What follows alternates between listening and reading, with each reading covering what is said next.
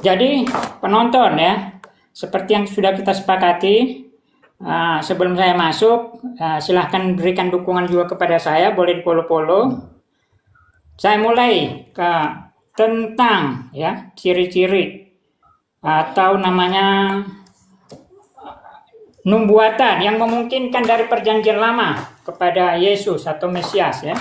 Jadi mungkin lebih enaknya saya ngambil dari Yesaya 7 ya, Yesaya 7 ayat 14. Ya, Yesaya 7 ayat 14. Tadi saya mulai dari ayat 10 aja ya. Ini isi perikopnya atau judulnya pemberitaan mengenai Immanuel ya. Jadi harus digarisbawahi Immanuel. Saya bacain.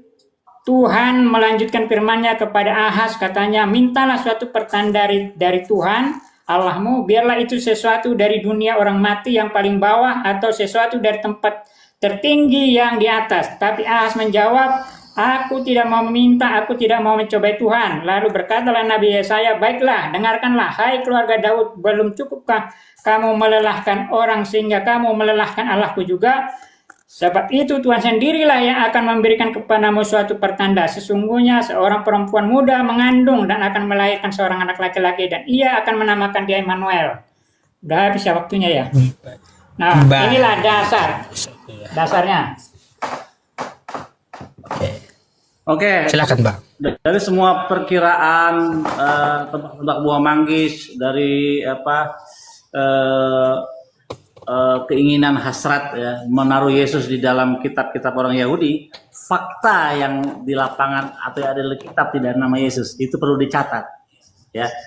Yang namanya nubuat soal Mesias ada namanya tertulis di dalam kitab para nabi, bahwa raja akan datang ada namanya tertulis. Sayangnya sang Mesias itu tidak pernah namanya disebut Yesus, itu masalahnya. Kita lihat Yesaya 7 itu tidak berbicara soal Immanuel yang ada dalam kitab perjanjian baru Matius. Karena apa? Immanuel dalam kitab perjanjian baru, perjanjian lama atau kitab Yesaya bercerita tentang perang Ephraimite war, perang antara Israel dan Efraim.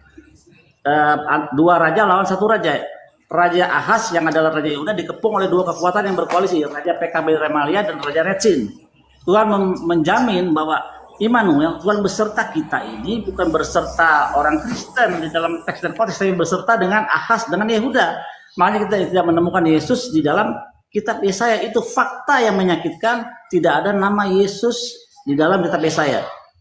Yang ada adalah Immanuel, Tuhan beserta kita, dinubuatkan di dalam kitab dua raja 15, di mana dua raja itu, Retsin, PKB, dan Remalia itu dibun-bun oleh Raja Tiglat-Pileser ketiga. Maka selesailah Immanuel, Tuhan beserta kita dalam teks dan konteks dalam cerita yang menaungi Yesaya 7, itu Tuhan beserta Ahaz sebagai raja dan rakyatnya yaitu Yehuda. Maka selesailah yang nubuatan itu, tidak kepada Yesus. Jadi kita perjanjian baru Matius mengambil makna Immanuel yang ada dalam kitab Yesaya diganti dengan makna baru. Tapi di dalam kitab Yesaya kita menemukan, jujur sekali harus kita akui bahwa tidak ada Yesus dalam kitab Yesaya, itu fakta. Ya, lanjut. Baik, bentar saya besarin dia dulu. Billy, saya kecilkan ya. Jangan terlalu jujur Bang Billy, hancurlah perpuluhan. Nah, silakan. Mic-nya ketutup. Terima kasih Bang Billy. Tadi Bang Billy mengatakan sudah nggak berlaku. Jadi mari ya kita jujur ya. Tadi itu di Yesaya itu dijelaskan bahwa namanya Immanuel. Setahu saya tidak ada yang bernama Immanuel di perjanjian lama, ya tidak ada. Yang ada itu seperti Hizkia. Hizkia itu beda dengan Immanuel, baik dari pengertian maknanya, artinya. Jadi begini, Yesus juga punya nama alias atau nama lain yaitu Immanuel. Itu ada di Matius 1 ayat 22 sampai 23, ya. Nah, boleh dibaca, dicatat Matius 1 sampai 22 sampai 23. Jadi artinya apa? Bahwa Immanuel dari sisi nama saja ini sudah mengarah kepada Yesus. Terus yang kedua, ya. Tadi kenapa saya membacakan dari ayat yang 10? Karena di sini sebenarnya tawaran Tuhan, itu tawaran Yesaya, ya, tawaran Yesaya kepada Ahaz, yaitu apakah kamu minta suatu tanda tentang si Immanuel tadi, yaitu yang dari sesuatu dari dunia orang mati atau dari atas. Nah, atau dari atas maksudnya dari surga.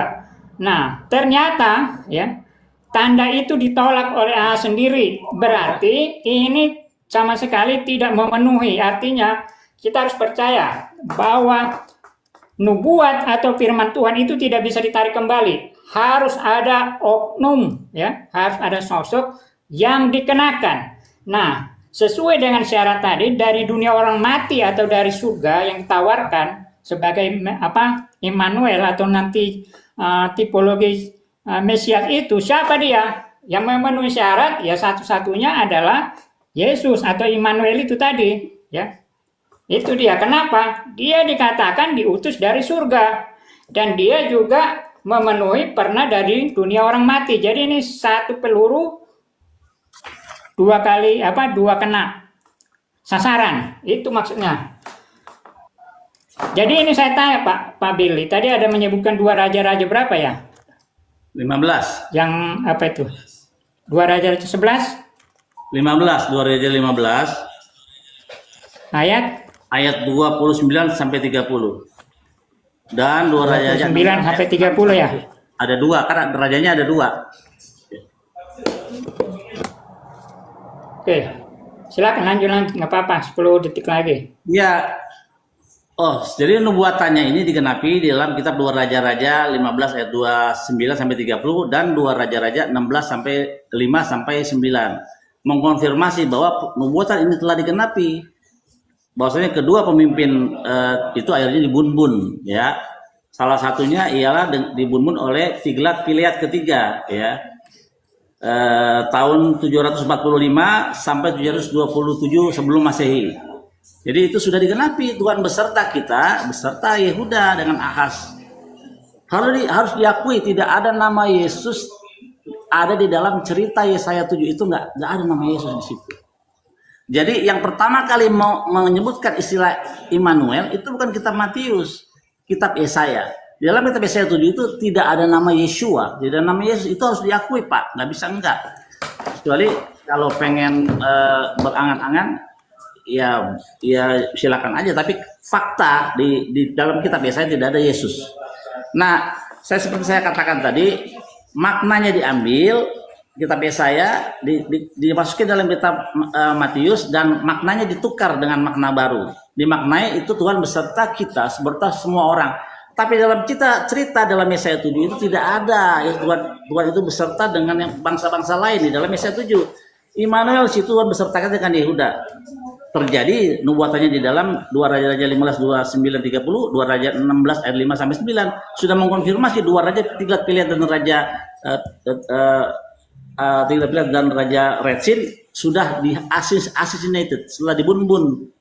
Maka Immanuel Tuhan beserta kita. Selesai saja. Begitu, Pak. Boleh dibacakan 2 raja-raja tadi itu apa? Coba aja Bang baca 2 raja-raja. Bapak yang buka lah. Masa Bapak nggak mau buka gimana sih? 2 raja 9 sampai 30.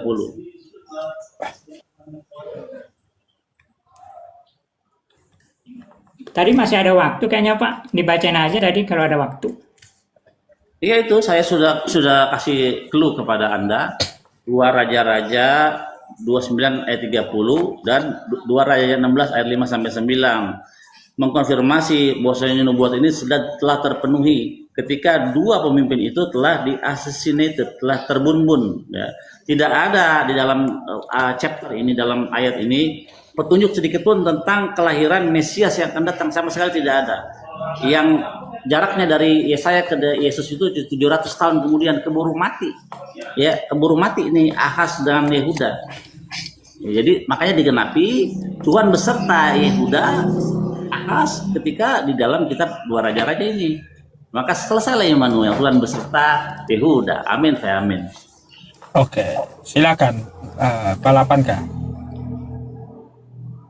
Oke, jadi tadi sepengetahuan saya itu bersifat tafsir ya, karena saya melihat mengecek tidak ada nama Immanuel di dua raja-raja tadi, baik dua raja-raja 15 ayat 29 sampai 30 maupun yang satunya lagi. Padahal yang kita inginkan adalah ketepatan dari kata nama Immanuel tadi itu harus ada gitu. Jadi ini bukan cuma masalah arti, karena semua nama-nama ya di dalam umat Yahudi, nama-nama orang itu selalu mengandung arti. Jadi harus tepat, dia Immanuel. Sementara nama Yesus adalah Immanuel. Tapi oke lah kalau memang tafsirnya begitu, tafsirnya Pak Billy atau kaum Yudaisme untuk menolak Yesus seperti itu, saya menghormati. Baiklah Pak Billy ya. Nah, terus begini Pak Billy ya. Nah, tadi soal kata dari perawan suci ya.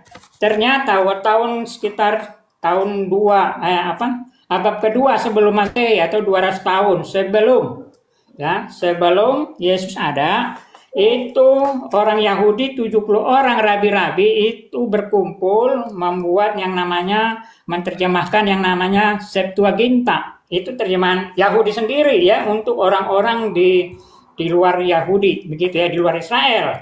Nah, ternyata Septuaginta ini yang tanpa ada campur tangan atau teologis kekristenan itu hampir semua ya Perjanjian Lamanya itu ada mengarah ke pemahaman Mesias dan kekristenan. Contohnya ya soal kata tadi perempuan muda. Kalau di Septuaginta itu ditafsirkan dengan partenos, perawan. Nah, kenapa ditafsirkan perawan? Karena sebenarnya ya kan ada kalau nggak salah di hukum tradisi Yahudi bahwa seorang raja atau imam dia harus kawin dengan yang perawan kalau mau perawan. Tetapi karena tidak memenuhi syarat tadi Hizkia, dia kan tidak memenuhi syarat. Namanya Hizkia bukan Immanuel. Nah, yang Tuhan tawarkan, yang Yesaya tawarkan adalah dari surga atau dari dunia orang mati.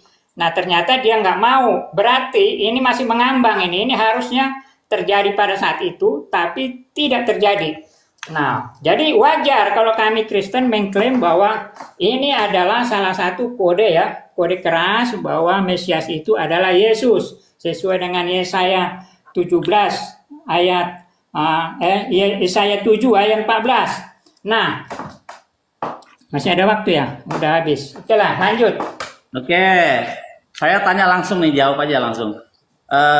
Septuaginta yang dikerjakan oleh 72 rabi-rabi itu menghasilkan apa namanya dalam bahasa Yunani? Jawab. Kenapa? Septuaginta yang awal-awal, yang tahun 3 sebelum Masehi itu menghasilkan apa? Septuaginta itu kan termasuk kitab ini Perjanjian Lama yang dipegang oleh Torah ya, yang dipegang oleh Yahudi atau Yudaisme. Berarti Bapak belum menggali sejarahnya. Septuaginta itu menghasilkan Pentateuch. Tahu penta? Penta artinya 5, tokos artinya gulungan. Hanya 5 kitab Musa. Itu yang dikerjakan oleh otoritas Yahudi atas perintah Raja Ptolemy di Alexandria. Jadi Septuaginta yang awal-awal tidak ada kitab Yesaya, Mazmur, nggak ada. Hanya menghasilkan Pentateuch, 5 kitab Musa.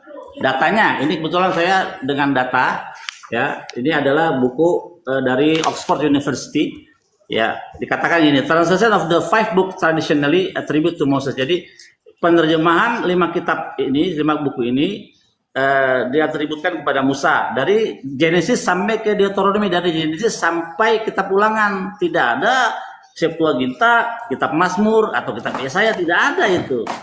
Nah, makanya kalau kita belajar Septuaginta menghasilkan apa? Pentateuch. Nah, setelahnya siapa yang mengerjakan? Bapak-bapak gereja.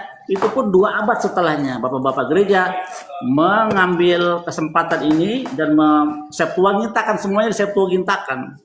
Padahal nggak ada Septuaginta awal-awal itu, kitab Yesaya nggak ada begitu. Terus kembali ke nama Immanuel. Immanuel di dalam Yesaya itu nubuatannya digenapi ketika 2 raja ini, kan yang penting ini 2 raja ini, Pekah ben Remalia dan Raja Rezin itu dibun-bun. Itu dan dibun-bunnya di kitab 2 raja-raja, maka selesailah Immanuel, Tuhan beserta kita, beserta Yehuda sudah habisi. Itu yang perlu digarisbawahi, bukan nama Yesus, bukan nama Immanuelnya yang ada dalam kitab Raja-Raja, tapi dua raja itu musuhnya Ahaz yang mengepung Yerusalem, Yehuda telah dibunbun begitu. Maka selesailah Immanuel di dalam dua Raja-Raja 15 dan 16, selesai Immanuel. Begitu. Jadi sekali lagi saya jelaskan kepada Anda, Septuaginta yang awal-awal hanya menghasilkan Pentateuchos, 5 kitab Musa. Begitu. Ini data dari Oxford ya, Oxford University. Silakan. Ya, oke lah. Kita melangkah, nggak mungkin kita di masalah Immanuel dan kitab Yesaya kan? Kita melangkah. Ternyata dari perjanjian lama juga ada semacam kode keras ya untuk Yesus sebagai Mesias. Contoh dalam Mika ya, Mika 5 ayat 2, dari engkau Bethlehem akan bangkit bagiku seorang yang memerintah Israel. Nah, ini ya. Jadi spesifik namanya disebut Bethlehem. Setahu saya belum pernah dari perjanjian lama selain Daud ya, selain Daud yang disebut lahir di Bethlehem, yang disebut memerintah untuk Israel. Nah, ini salah satu kode keras. Nah, ini apa yang disebutkan di Mika 5 ini ternyata ada di Matius 2 ayat 5 sampai 6. Itu memang Yesus lahir di Bethlehem ya. Itu kota desa yang sangat kecil dan terpencil, dulunya tidak populer. Ya. Jadi luar biasa ya. Nubuat dari perjanjian lama ini kisi-kisinya itu ke Yesus dan tidak ada yang hampir menyamai. Ini kalau kita jangan melihat dari satu ayat ya kan. Kalau kita perluas nanti sampai misalkan ke tafsir kitab Daniel ya kan, sampai kepada spesifiknya Eli lama sabaktani dan segala macam ya, sampai ke penikaman itu secara spesifik semuanya itu ternyata menuju Yesus. Belum lagi soal keilahian. Kalau Pak Billy kayaknya menentang keilahian Mesias ya.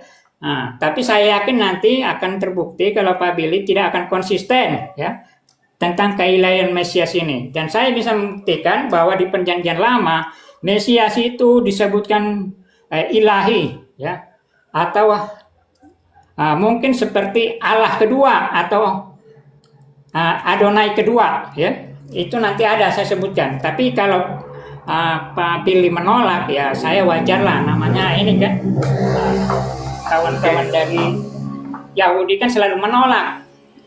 Jadi saya nanti juga ingin mendengar ya bagaimana jawaban Pak Billy soal yang disebut dibangkitkan dari Yerusalem ya. Dia harus dari Yerusalem. Karena apa? Daud ini dia memang lahirnya di Yerusalem. Nah, jadi ini harus benar-benar dari Trah Daud, baik tempatnya semuanya. Jadi hampir sama persis. Nah, itu harus kita sepakati dulu ya Pak ya. Iya, iya. Terus ini saya masih ada waktu. Saya mau bertanya nih ke Pak Billy soal penanggalan kalender Yahudi. Kalau nggak salah sekarang kan sudah tahun 5.800-an ya, mendekati 5.800-an ya. Iya, iya. Betul nggak Pak? Iya. Betul. Nah, jadi ada nggak semacam udah habis waktu ya? Oke lah, silakan Pak. Nanti saya lanjut lagi. Oke. Yesus kapan memerintah?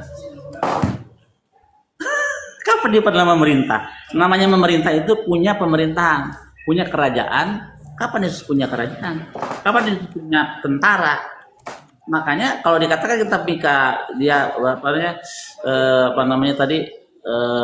punya pemerintahan. Kapan dia pernah memerintah? Yesus tidak pernah memerintah. Itu batalnya di situ kalau Yesus. Nah, di dalam kitab Mika tidak disebut nama Yesus. Masalahnya, masalah yang terbesar ialah semua nubuatannya adalah asumsi, harapan kalian atau angan-angan kalian menggambarkan Yesus di dalam kitab kami. Nyatanya tidak ada nama Yesus tertulis dalam kitab Mika, Yesaya 7, itu fakta di lapangan, tidak ada nama Yeshua di situ dalam kitab itu. Tapi itu angan-angan cita-cita kalian menggambarkan Yesus dalam kitab kami. Kenapa? Karena kalian pincang tanpa kitab kami. Kalian perlu itu, kebenaran itu. Makanya baik kitab Matius, Markus, Lukas semuanya ngambil, menghijack ya atau memperkosa kitab kami untuk menggambarkan seseorang yang kalian yakini sebagai Tuhan. Nyatanya tidak ada. Yesus sudah pernah memerintah. Kapan dia pernah memerintah? Enggak pernah.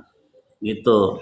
Jadi baik Mika itu berbicara soal asal usul Mesias. Yang perlu harus digarisbawahi ialah siapa identitas nama sang Mesias, raja yang akan datang, itu yang paling penting. Kalau ada nama Mesias itu namanya Yeshua, maka semua orang Yahudi akan percaya Yesus itu Mesias, raja yang akan datang. Dan perlu diingat, Mesias itu bukan Tuhan. Dari mana? Yesaya 7, Yesaya 11. Roh Allah ada padanya, roh hikmat pengetahuan akan Tuhan ada padanya, roh takut akan Tuhan ada padanya. Ya, yang kesukaannya ialah takut akan Tuhan. Yesaya 11 ayat 3. Jadi Mesias itu bukan Tuhan, bukan demigod, bukan setengah Tuhan, 100% manusia, 100% Tuhan, bukan. Mesias itu darah dan daging sama seperti kita, tapi memiliki garis keturunan darah dan daging Yehuda. Sementara itu tidak ada darah daging Yehuda mengalir dalam darah Yesus. Itu fakta. Lanjut. Oke, terima kasih Pak. Saya mau tanya ini tentang, saya lanjutin tadi soal dalam kalender Yahudi sudah mendekati tahun 5800. Jadi kalau nggak salah, tahun Yahudi ini kan sesuai dengan penjabaran dari 6 hari penciptaan ya, kalau nggak salah Pak ya. Jadi pada nanti ada batasnya tahun 6000, lalu tahun ke 7000 itu seperti sahabat kosmik ya, kalau nggak salah Pak ya. Dalam pemahaman Yahudi. Oke, terima kasih Pak. Jadi sebenarnya tadi Bapak Pak Billy soal apa itu? Ada lupa saya. Pelan-pelan Pak. Dari Cerna. Mika. Dulu ya. Cerna dulu pelan-pelan. Bentar, dari Mika ya. Iya. Kapan dia pernah memerintah? Kan tadi Bapak bilang ada pemerintahan dia. Oh ya. Jadi soal memerintah, jadi memang Yesus sudah bilang bahwa kerajaanku bukan dari dunia ini. Jadi pemerintahan yang diemban oleh dia adalah pemerintahan secara rohani, Pak.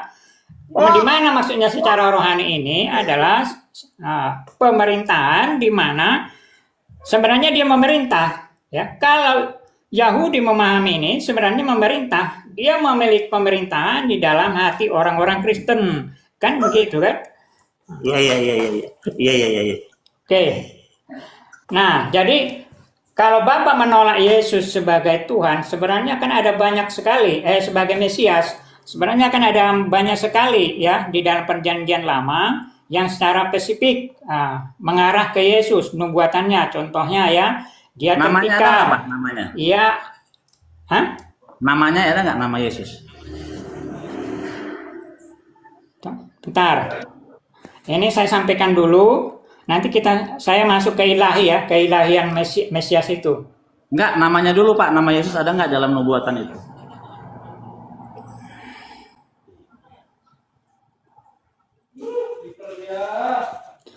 Contoh, nubuatan penderitaan Mesias, ya kan? Nah, ia tertikam karena pemberontakan kita. Itu Yesaya 53. Dan tidak ada yang tertikam, seseorang yang tertikam karena pemberontakan umatnya. Hanya Yesus. Tidak ada nabi-nabi atau yang dijadikan tertikam. Oke. Tertikam bahasa Ibrani-nya apa, Pak?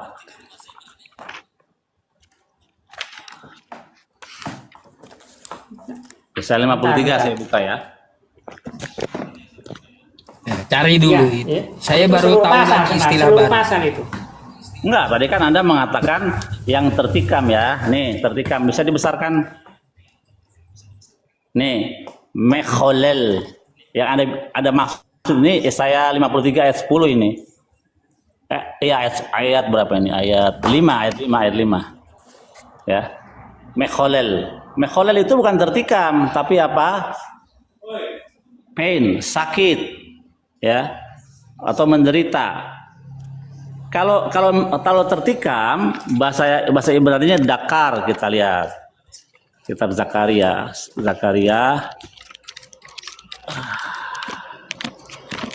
Mana Zakaria? Zakaria 12 ayat 10, nih dia. Zakaria 12 ayat 10, nih dia. Dakaru, bahasa Inggrisnya step, bahasa Indonesia tikam, stabbed, tertikam. Jadi mekholel bukan tertikam Pak, tapi menderita. Jadi tidak ada ketika menikaman di dalam Yesaya 53 ayat 10 ini mekholel, bukan dakaru. Jadi tidak ada kata menikam di dalam sini. Dan perlu diingat, Mesias itu harus punya keturunan. Nih, kata Doro, tentang nasibnya siapa yang akan memperdulikannya. Padahal bukan tentang nasibnya, tapi tentang keturunannya. Diganti oleh kalian menjadi tentang nasibnya, supaya mengaburkan bahwa Mesias itu punya keturunan. Tuh, Doro, artinya keturunan generasinya. Bukan tentang nasibnya, Pak. Ini di dalam Yesaya 53 ayat 8. Jadi ayat 5 sudah salah, ayat 8 udah salah, ya. Dan dia ada kata lamo di sini. Dan dia dikatakan dan oleh ya dikatakan karena dia telah disingkirkan dari tanah orang hidup, dan oleh karena dosa umatku mereka kena tulah. Nih, bukan dia kena tulah. Lamo itu bukan dia, tapi mereka, dem. Ya, jadi hancurlah lembaga Alkitab Indonesia yang kalian yakini di dalam memahami kitab Yesaya 53. Lanjut, saya pakai data ya, Pak. Silakan. Iya, saya mau ketawa dulu, Bang Billy. Ada istilah baru malam ini yang saya dapat, pemerintah rohani gitu. Nih baru dengar saya pemerintah rohani. Oke, terima kasih.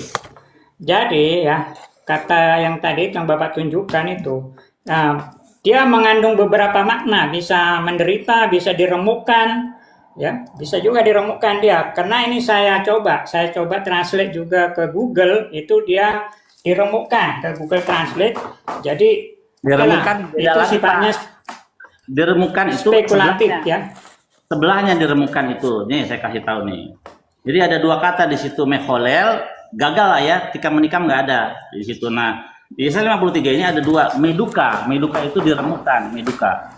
Nah, diremukkan. Tapi tikam seperti Bapak katakan tikam ditusuk itu nggak ada. Karena ayatnya berbunyi bukan demikian, tapi dia menderita. Bukan dia tertikam. Mekholel itu artinya menderita, pain, kesakitan, bukan ditikam. Kalau tikam itu dakar dalam bahasa Ibrani-nya. Jadi sudah terbukti secara teks dan konteks bahwa ayat yang selama ini kalian yakini sebagai penikaman Yesus di dalam kitab Yesaya 53 ayat 5 gugur.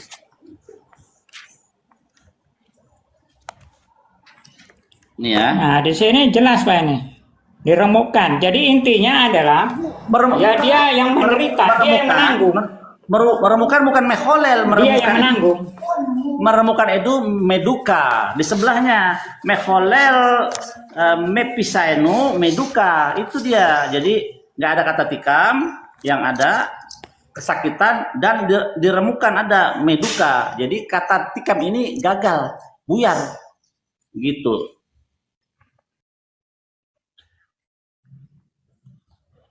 Bingung tuh. Nah, ya kayak gitu. Lanjut Pak, 1 Bukan menit bingung, tuh ada. Pak, bukan. Silakan. Ini saya ngebalik kameranya agak lama. Iya, bingung kamera. balik kamera maksud saya. Jadi begini Pak lanjut. Billy, ya. Belum ada setahu saya yang gara-gara kesalahan atau dosa-dosa umat Israel atau umatnya lah dulu ya.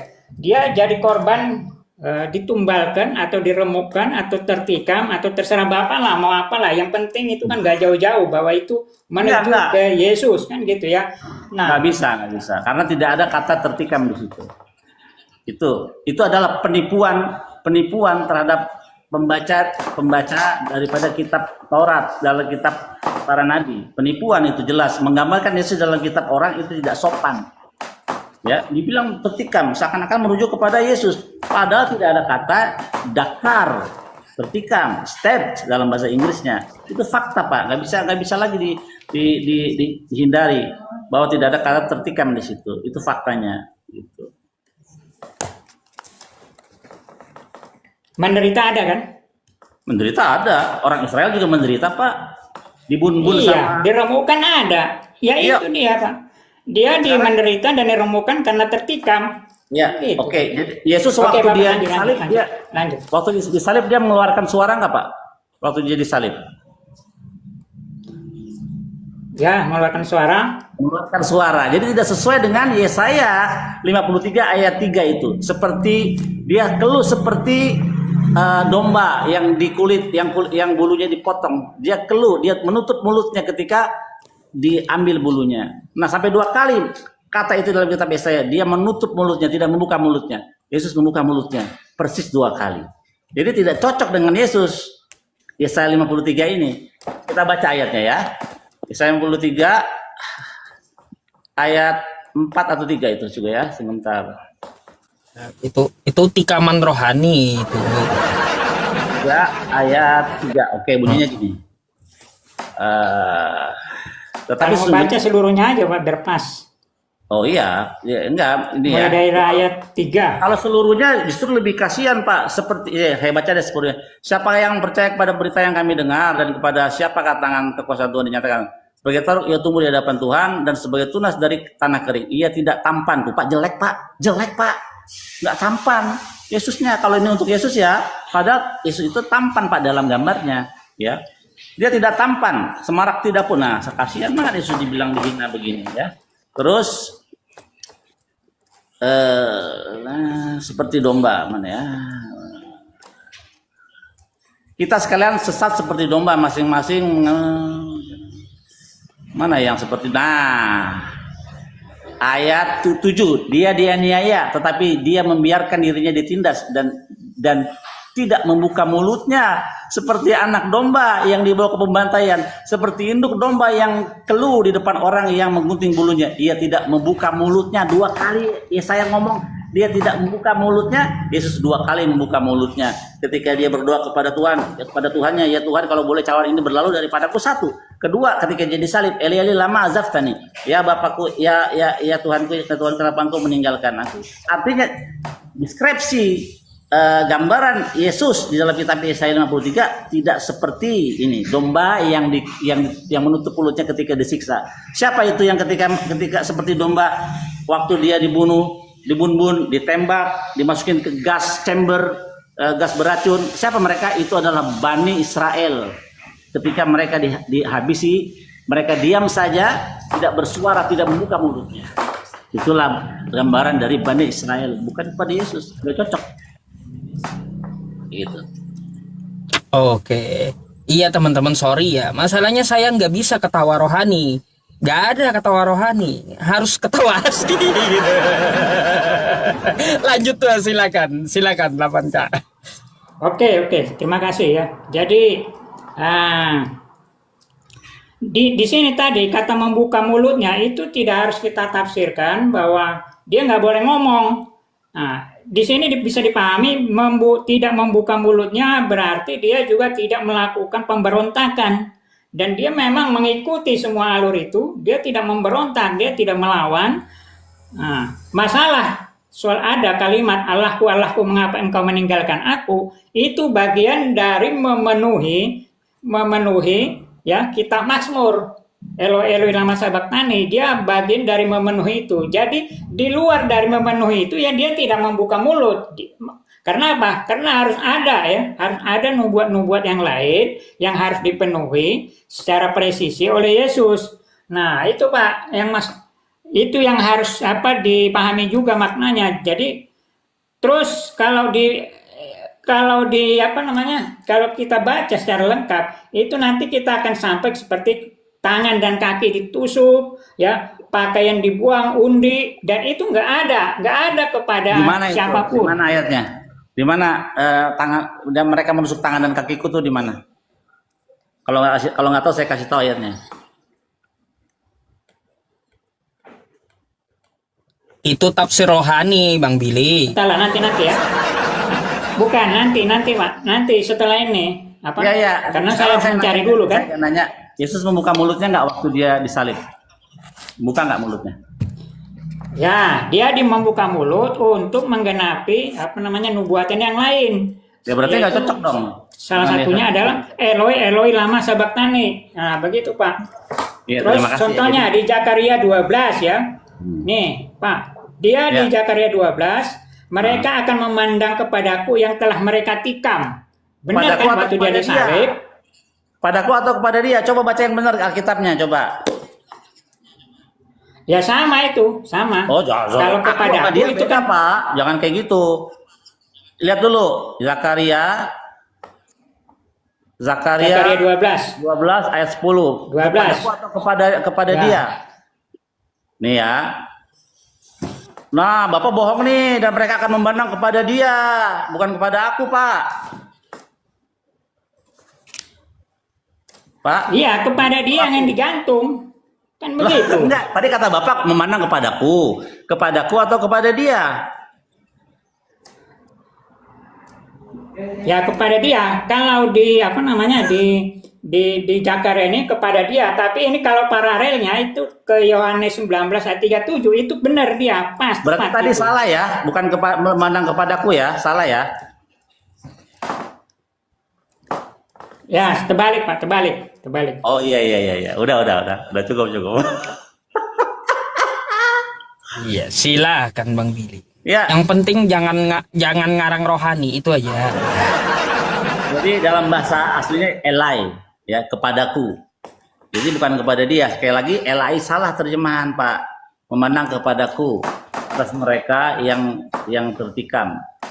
Sama halnya seperti kejadian di lembah Megido.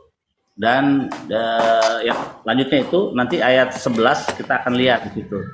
Jadi kematian Mesias ben Yosef ini adalah tokoh Mesias ben Yosef di dalam pemahaman Judaism yang kematiannya akan seperti kematian di lembah Megido. Ada apa di lembah Megido? Ada kematian raja yang sangat sadik namanya Yosia ketika dipanah oleh Raja Mesir Neko, dan kematian Raja Yosia itu membangkitkan semangat orang Yahudi untuk kembali kepada Tuhan, sehingga sang Mesias David akan segera datang. Seperti itulah maksud dari Zakaria 12 ayat 10, bahwa kematian Mesias ben Yosef nanti akan men-trigger Yahudi untuk bertobat, karena kedatangan Mesias itu bisa cepat kalau orang Yahudi semua sudah bertobat, ya, akan cepat datangnya gitu.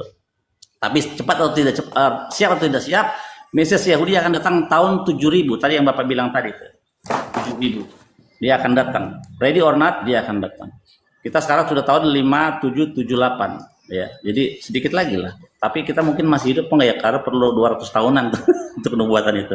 Jadi sekali lagi, harapan teman-teman Kristen menggambarkan Yesus di dalam kitab para nabi, tidak ada nama Yesus sama sekali tidak. Itu adalah angan-angan, keinginan hati kalian menggambarkan Yesus di dalam kitab kami. Nyatanya baik Hosea, baik tadi Zakaria, Yesaya 53, apa tadi tentang Mika 5, tidak ada Yesus namanya tertulis. Nah, sekarang Yahudi menunggu Mesias datang pertama kalinya, dan Kristen akan menanti Mesias datang kedua kalinya, betul kan? Pasti. Nah, sekarang identitas Mesias itu siapa? Namanya di dalam kitab Tanakh itu yang perlu kita pahami.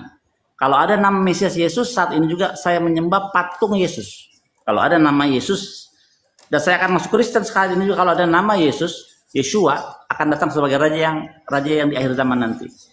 Saya akan datang. Silakan buktikan nama Yesus akan datang sebagai raja Mesias, dia akan datang nanti. Gitu. Nanti akan saya kasih dalil bahwa Mesias kami punya nama.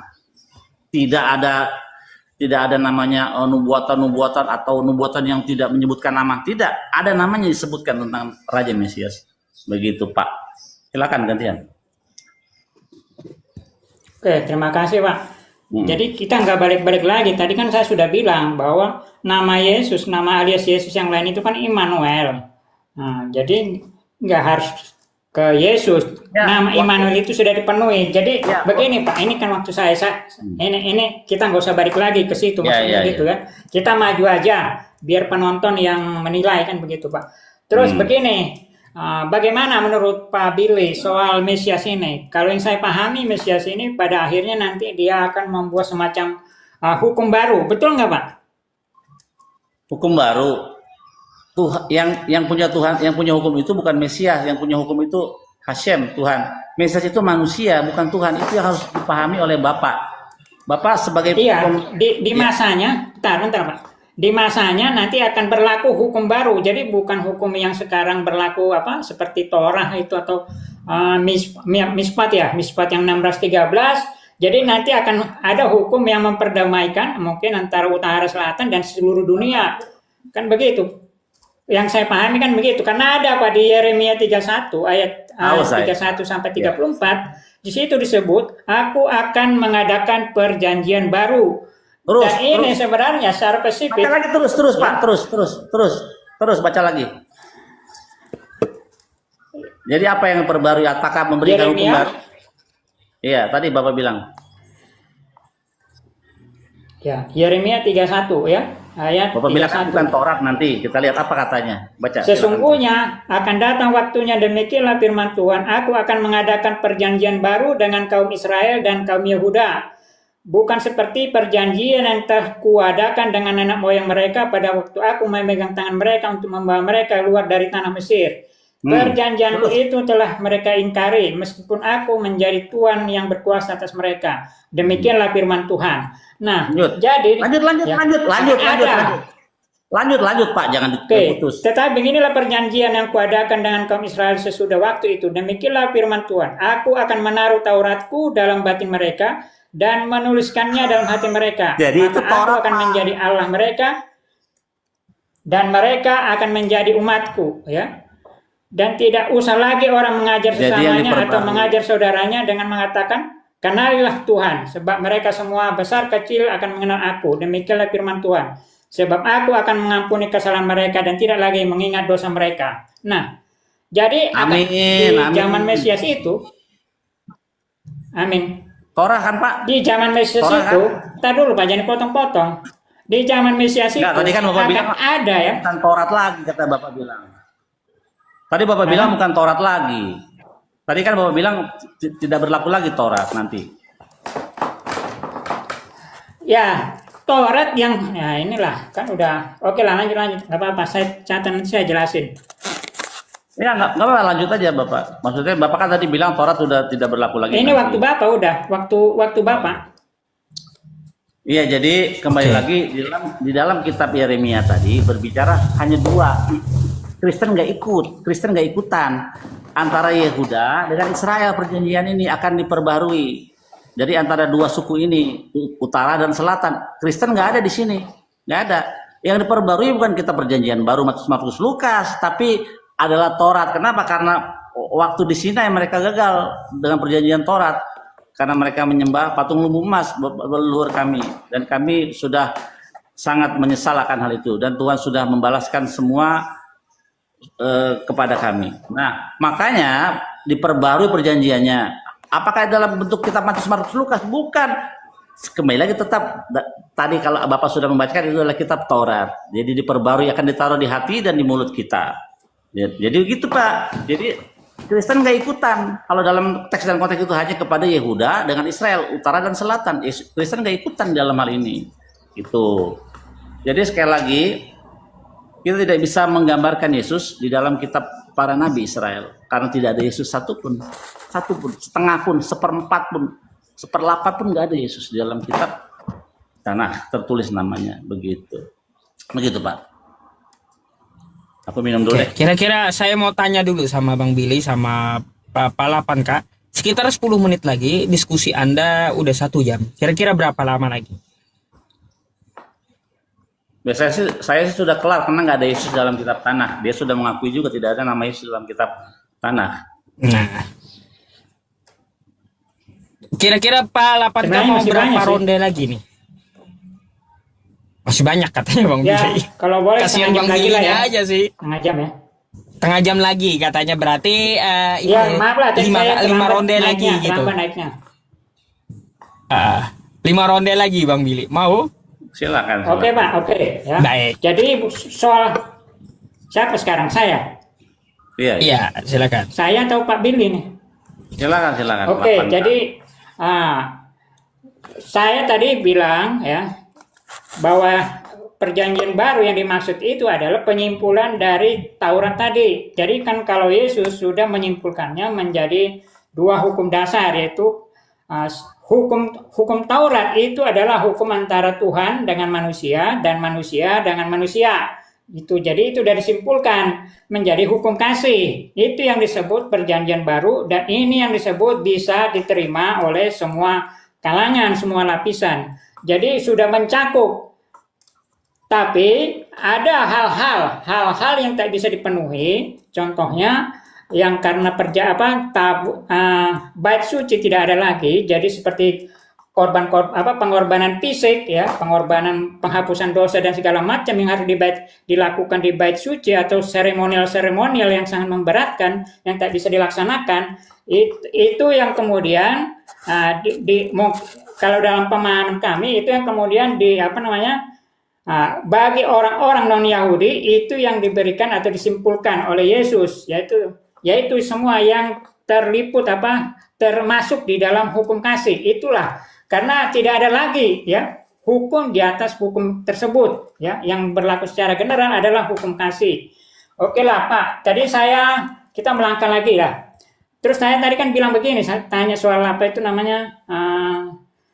masa kalender Yahudi.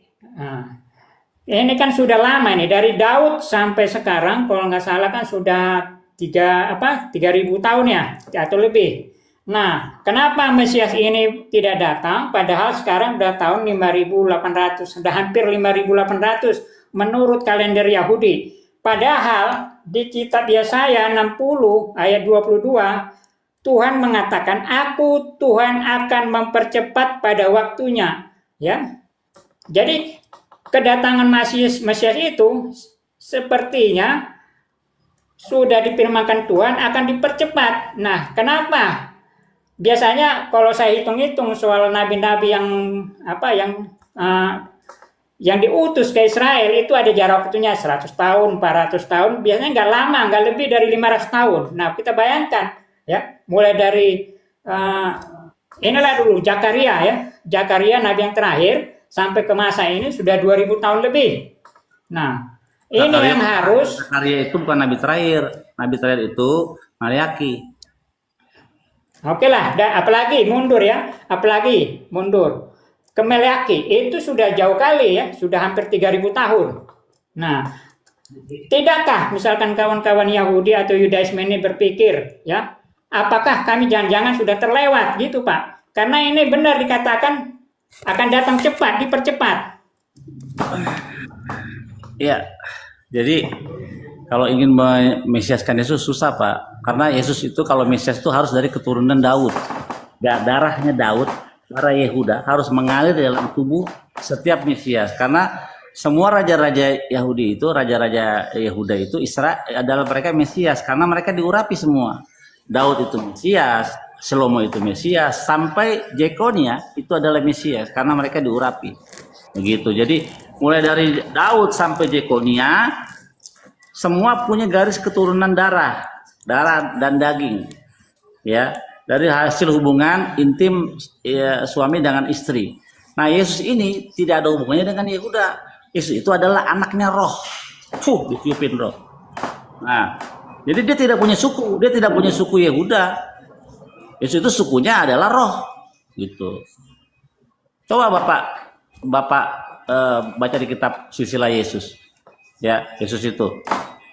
Bapak bisa tahu silsilah Yesus dalam kitab Matius itu ngaco semua. Ya, dia Matius memiliki 4 nama raja besar. Dan yang paling parahnya lagi, Yesus itu diambil dari silsilah Jekonia yang adalah notabene raja yang dikutuk oleh Yeremia, daripada tidak akan ada yang duduk menjadi raja, dikutuk oleh Yeremia. Kalau demikian jadinya bahwa Yesus itu adalah dari generasi dari ancestor atau nenek moyang yang terkutuk. Jadinya begitu, dari garis keturunan yang terkutuk. Kalau ngambil dari Jekonia itu masalah sekali gitu. Jadi Yesus itu tidak ada hubungannya dengan Yehuda, tidak ada darah Yehuda mengalir dalam tubuh Yesus. Bapak nggak bisa loh macam-macam. Kalau Bapak bilang ada darah Yesus, Yesus itu berdarah Yehuda, dari mana?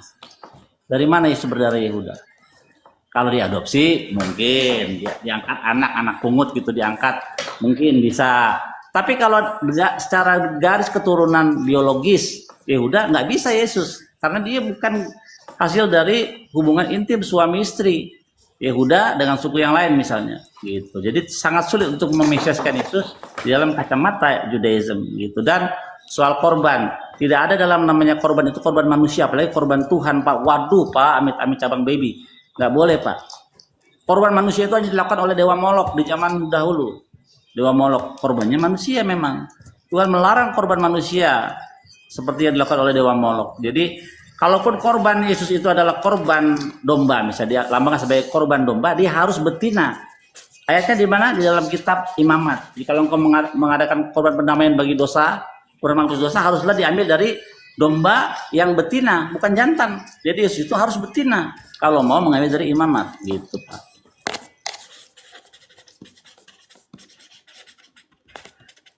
Oke, terima kasih Pak. Jadi tadi Pak Billy tidak menanggapi soal masalah waktu kedatangannya dipercepat ya dalam kitab Yeremia tadi. Oke lah, nggak apa-apa. Tapi itu jadi PR lah, jadi bahan perenungan. Ini sudah dinubuatkan dipercepat kok sampai 3.000 tahun sekian kok belum datang. Padahal ini udah tahun 5.000, hampir 5.800. Masa waktunya tinggal 200 tahun. Nah, kapan lagi? Jangan-jangan memang sudah benar ini terlewat kan? Harus punya pemikiran seperti itu juga, Pak. Jadi oke lah. Terus kalau kita bentar, saya tanggapin dulu tadi soal korban ya. Korban betina itu tadi sebagai penebus dosa. Tapi jangan lupa, Pak ya. Di dalam tradisi korban Yudaisme juga ada yang disebut dengan korban pendamaian, dan itu harus domba jantan ya Pak ya. Jadi korban pendamaian itu korban domba jantan, anak domba jantan. Jadi di dalam hal ini Kristus ya, bisa berlaku, dia akan mendamaikan umatnya dengan Bapaknya yang mengutus dia. Nah itu Pak, itulah soal korban tadi. Jadi nggak bisa juga Bapak langsung mengesampingkan Yesus. Terus tadi soal apa lagi ya? Oke lah, saya udah lupa tadi. Apalagi selain korban betina, domba itu. Sekarang kita cara kedatangan ya. Ini dari tafsir Daniel ya, Daniel 7 ayat 13. Dikatakan bahwa Mesias itu disinilah dia memiliki keilahian. Karena dia disebutkan seorang seperti anak manusia, ya seperti anak manusia datang dengan awan-awan. Ya tunjuk ayatnya tunjuk. Mesias ya, catat. Ya Mesias. Daniel 7. Ya catat Mesias. Daniel ya, 7 ayat Mesias. 13. Daniel 7 ayat 13. Catat Bapak bilang Mesias. Daniel 7 13. Ya. Daniel 7 13. Catat ya Bapak bilang Mesias. Aku terus melihat dalam penglihatan malam itu tampak datang dengan awan-awan dari langit seorang seperti anak manusia. Datanglah ia kepada yang lanjut usianya itu dan ia dibawa ke hadapannya. Mana kata Mesiasnya di situ, Pak? Ya itu tadi yang datang dengan di atas awan-awan dan enggak hanya Yesus yang memenuhinya kan begitu. Loh, yang di awan-awan juga Sung Gokong juga di awan-awan, Pak Sung Gokong. Bapak tahu nggak Sung Gokong? Di awan-awan ya. Sung Gokong tuh di awan-awan, Pak. Gitu. Jadi kata Mesiasnya di mana situ? Kalau Sung Gokong ada, dia menaiki awan. Dia kan senjata itu kendaraannya awan Sung Gokong tuh, Pak. But. Ya, saya kan nggak mengatakan bahwa Mesias dalam ayat tersebut, yang Mesias yang disebut. Nah, Bapak tadi bilang Mesias. Ini sebagai nubuatan kepada Mesias yang akan datang, begitu. Iya, tadi Bapak bilang Mesias dalam kitab Daniel. Saya cek nggak ada kata Mesiasnya, Pak. Jadi Mesias itu dia digambarkan dia akan datang di atas awan-awan. Gitu. Seperti Sung Gokong. Ya, mungkin seperti Sung Gokong lah. Ya, mantap. Kan ini kan kitab ini juga, Pak. Ini Pak, ini kan saya baca seorang seperti anak manusia datang dengan awan-awan, ya mau seperti Sung Gokong atau mau seperti bener. Apalah gitu ya. Ya. Tapi ini kan kitab Bapak juga gitu loh. Ini tentang nubuatan juga. Iya, sekarang kita setuju itu Mesias. Sekarang tunjukin nama Mesiasnya Yesus. Silakan. Nama Mesiasnya Yeshua. Ya, dalam kitab manapun, di dalam kitab para nabi, nama raja akan datang Yeshua, Yesus. Kalau ada saya nyembah patung Yesus sekarang. Bener. Saya tunggu. Atau enggak apa-apa tuh, waktu Bang Billy dikasih ke ente gitu loh Pak. Pertanyaannya dijawab tuh pakai data tuh. Yuk, dikunci Bang Yusuf pertanyaannya. Biar saya mau ngopi dulu. Oh ya, oke. Mungkin tadi salah. Apa tadi pertanyaan? Awan rohani itu. Bukan, tadi apa pertanyaannya? Pertanyaannya Iya, ya, Boleh diulang pertanyaannya. pertanyaan ialah karena kita sama-sama menunggu Mesias, kamu menunggu Mesias, bedanya kamu Mesiasnya kan manusia jadi Tuhan, kalau kami Mesias itu manusia biasa. Nah, sekarang tunjukin karena kita sama-sama nunggu Mesias nih. Jadi kedekatan Kristen sama Yahudi itu soal Mesias. Nah, tunjukin di dalam kitab para nabi sang Mesias raja yang akan datang, saya ulangi tadi. Raja Israel yang akan datang namanya Yesus atau Yeshua. Tunjukin kalau ada saya nyembah Yesus.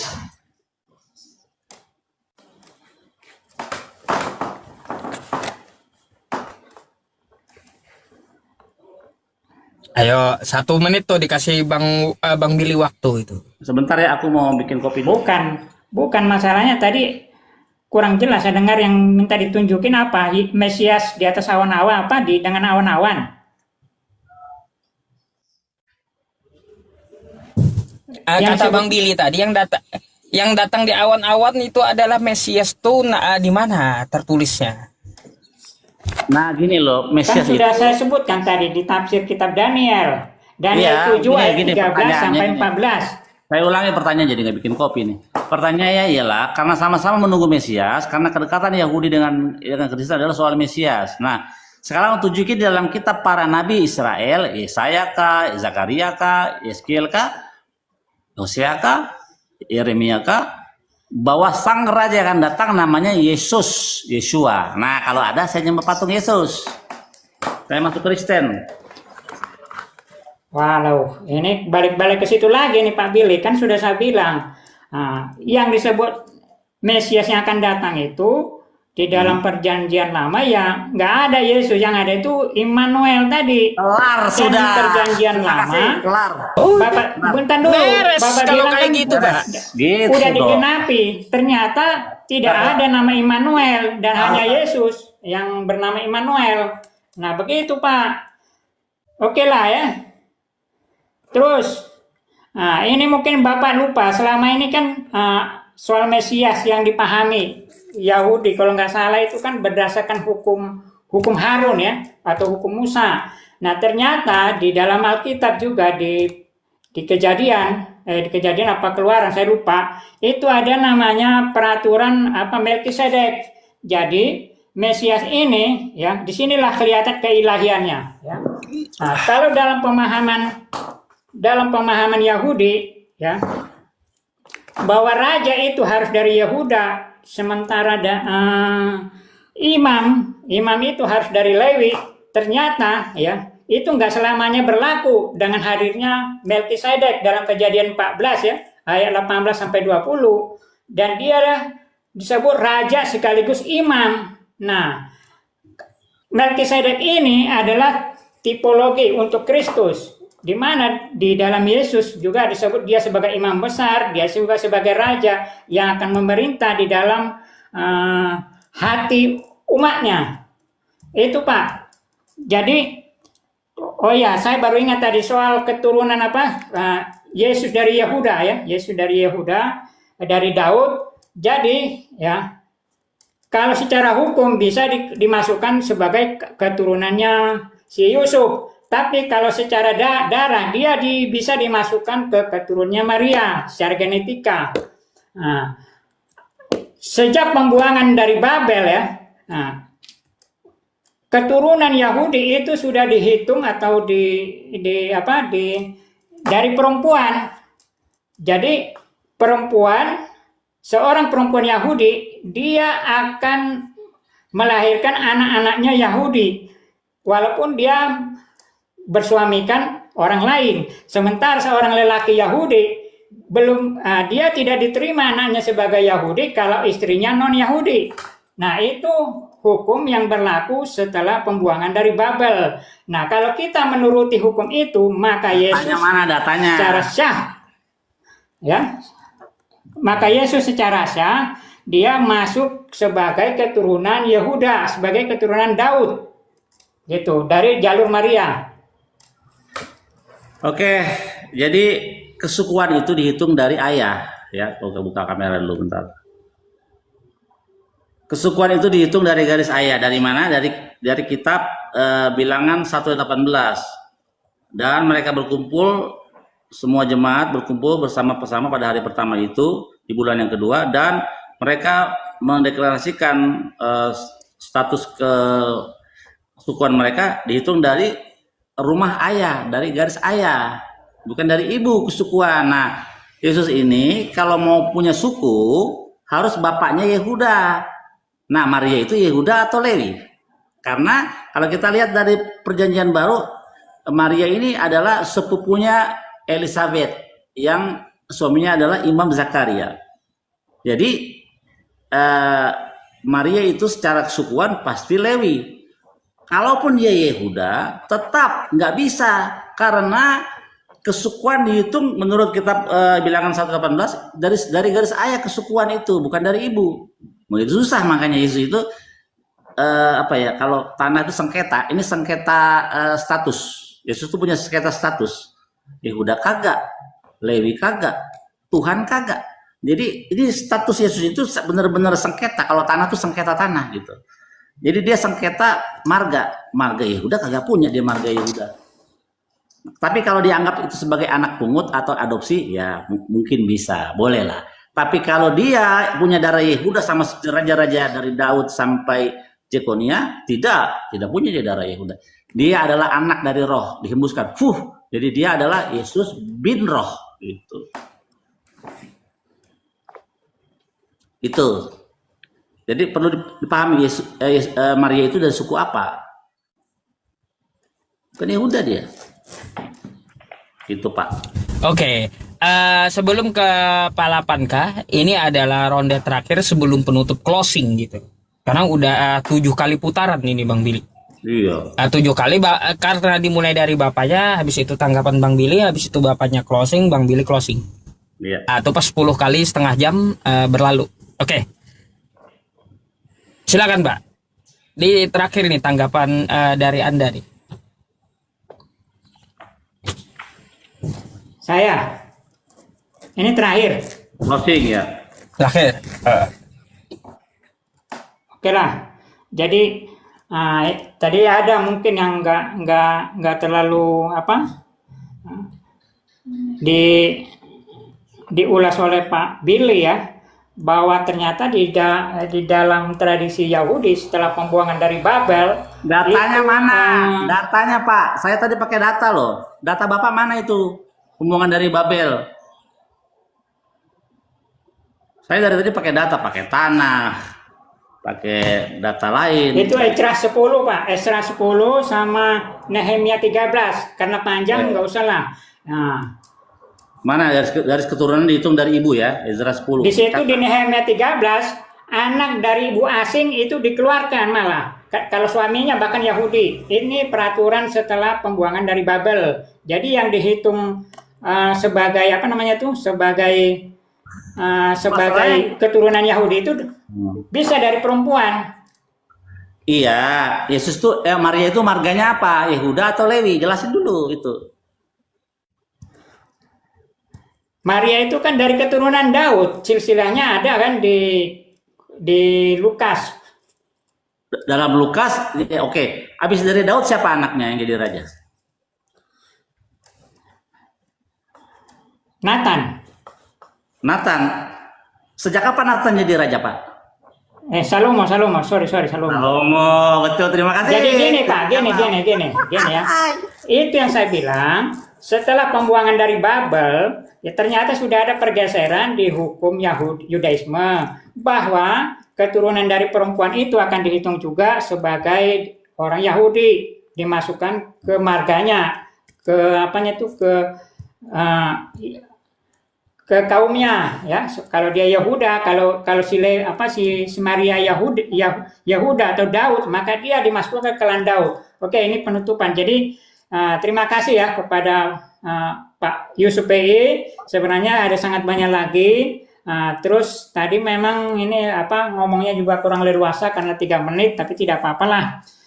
Terima kasih juga kepada Pak Billy. Silahkan penonton bahwa apa yang ada di dalam Perjanjian Lama sebagian kecil sudah saya sampaikan sebagai bentuk nubuatan kepada Yesus, meskipun kawan-kawan atau umat Yahudi atau Yudaisme menolaknya, kita maklum karena memang ada juga kayak ada juga yang mengatakan seperti bahwa mereka disebut ya mohon maaf, kadang disebut juga ya tegar tengkuk, bahkan kalau di Al-Quran disebut ya suka mengubah-ubah hukum katanya. Jadi ya saya nggak tahu lah kebenaran tentang itu. Terima kasih. Iya, oke. Benar sekali apa yang dikatakan. Bang Billy, closing akhir. Ya. Silakan Bang. Benar sekali apa yang dikatakan Al-Quran bahwa kitab Taurat itu sudah dirubah-rubah. Siapa yang merubahnya? Kalian. Lihat kitab Kejadian 1 ayat 2. Roh Allah melayang-layang di udara. Ngapain roh Tuhan itu? Allah itu bukan roh. Dialah yang menciptakan roh. Makanya kalau dibilang diubah-ubah benar. Ya, tadi Yesaya 53 ayat 5 kata menikam. Nggak ada kata menikam. Jadi semua klaim Yesus di dalam kitab para nabi Yesaya, Zakaria, Hosea, Mika gugur, hancur semua landasan itu. Karena kita sudah buktikan secara tekstual dan Bapak ini sudah mengakui memang tidak ada nama Yesus tertulis di dalam nubuatan itu. Tapi nama Mesias yang datang raja itu adalah Daud. Fa'abdu tasmilakan David makam asyarakhim lahem Yeremia 39, Hosea 35. Yeskia 37 ayat 25, David Afdi Nasi Leolam, dan Daud hambaku akan menjadi raja mereka selama-lamanya. Jadi nama Mesias, raja yang akan datang, gugur namanya Yesus, tapi yang benar adalah namanya Daud gitu. Jadi kebalikanlah kitab dengan pemahaman teks dan konteks dari yang diberikan mandat. Dalam hal ini Taurat diberikan kepada Bani Israel. Jadi keselamatan orang Kristen datang dari bangsa Israel. Kenapa? Karena Taurat datang dari Sion dan pengajaran dari Yerusalem. Dan di zaman nanti 10 bangsa-bangsa dari 10 bahasa dan bangsa-bangsa akan memegang kuat-kuat punca jubah orang Yahudi. Ini dia. Punca jubah orang Yahudi dalam kitab Zakaria namanya Sit. Mereka akan memegang punca jubah orang Yahudi dan mereka akan berkata, kami ingin ikut denganmu karena kami tahu roh Tuhan ada padamu. Jadi memang keselamatan datang dari bangsa Yahudi, belajarlah firman Tuhan dari sumbernya, dari Yerusalem. Jangan dari pendeta. Pasti salah lihat terjemahan salah, 6.000 kesalahan. Dengan 6.000 kesalahan ini bagaimana kalian teman Kristen menyandarkan iman kalian? Mendingan kalian masuk Islam, ketahuan. Saya lebih rela kalian masuk Islam. Karena kalau masuk Yahudi nggak mungkin, susah. Walaupun bisa tapi susah. Jadi tidak ada, benar kata Yusuf PI, ada kebaikan di dalam Kristen, tapi kebenaran tidak ada, zero. Itu penutup dari saya. Terima kasih Bang Yusuf PI dan juga. Oke. Pak 8K, karena di tempat saya juga udah 1:30 malam karena terlalu malam dan saya nunggu Anda tadi dengan Bang Billy itu berjam-jam gitu. Mungkin next time ya bisa kita sambung kembali dan dibikin kembali gitu jadwalnya. Boleh ya? Oke. Ya. Oke. Terima kasih ya. Kalau gitu saya sama-sama. Kalau gitu saya izin turunkan Anda dulu gitu ya. Oke. Selamat malam Pak 8K. Selamat malam Pak.